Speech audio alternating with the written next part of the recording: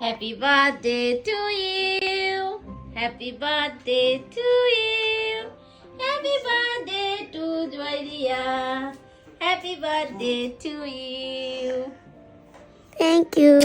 Omedeto. Ima Hasai. Happy? Birthday. তুমি কি happy? Happy. অল্প একটু না বেশি? Busy. দেখো আমি তোমার জন্য কি বানিয়েছি। আচ্ছা, আমি তোমার জন্য কালকে পায়েস রান্না করেছি। দেখো শক্ত হয়ে গেছে, একটু খেয়ে দেখো তো কেমন হয়েছে। বিসমিল্লাহ। বুঝছো ঐশী? অনেক মজা। ওকে, তুমি খাও। হ্যাঁ, আমি তোমাকে পরে কেক কিনে দেবো। হ্যাঁ, আজকে তো অনেক সকাল, স্কুলে যেতে হবে, আজকে তো অফিস ডে।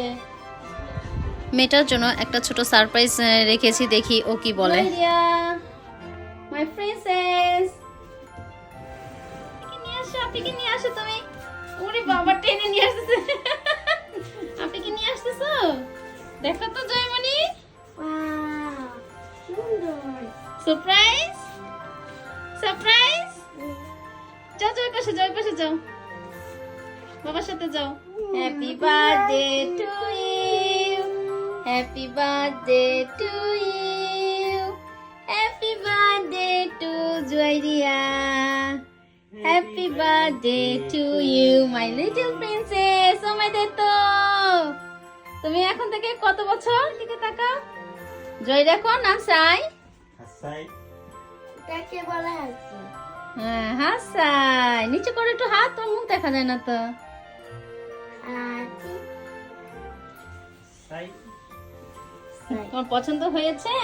আমার বিগত কয়েক বছরও জানতো না বা বুঝতে পারতো না যে ওর বার্থডে কত তারিখে কী বারে হবে, কখন হবে। আমরা যেদিন বলতাম বা করতাম সেদিন ও করতো, কিন্তু এবছর সে জুন মাস পড়ার পর থেকেই বলতেছে, বারবার বলতেছে আর কি, নিহঙ্গতে বলতেছে, রকুগাছু ইসকা আমার হ্যাপি বার্থডে মাম্মি, তুমি আমাকে কেক বানায় দিবা না, তুমি কেক কেন দিচ্ছ না।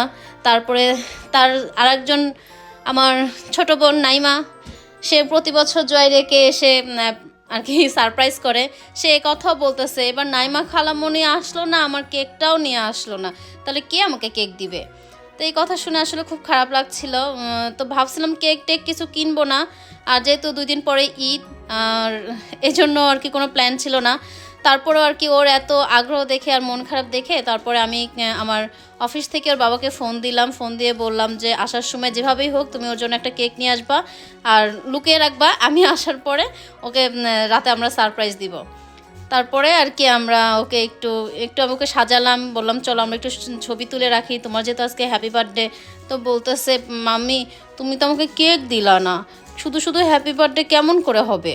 এই তো মেয়েটাকে এভাবে আমরা একটু সারপ্রাইজ দিলাম আর ওকে বুঝিয়ে বললাম যে তোমার নাইমা খালামণিরা এবার বাংলাদেশে গিয়েছে ঈদ করতে, তো সে জন্য তারা আসতে পারেনি, আর এই তো তোমার জন্য তো বাবা কেক নিয়ে এসেছে, কোনো সমস্যা নেই, এটা দিয়ে আমরা সেলিব্রেট করি। নাইমা খালামণি আসলে আমরা বলবো আবার নাইমা খালামণিকে। ওকে, আল্লাহ হাফেজ।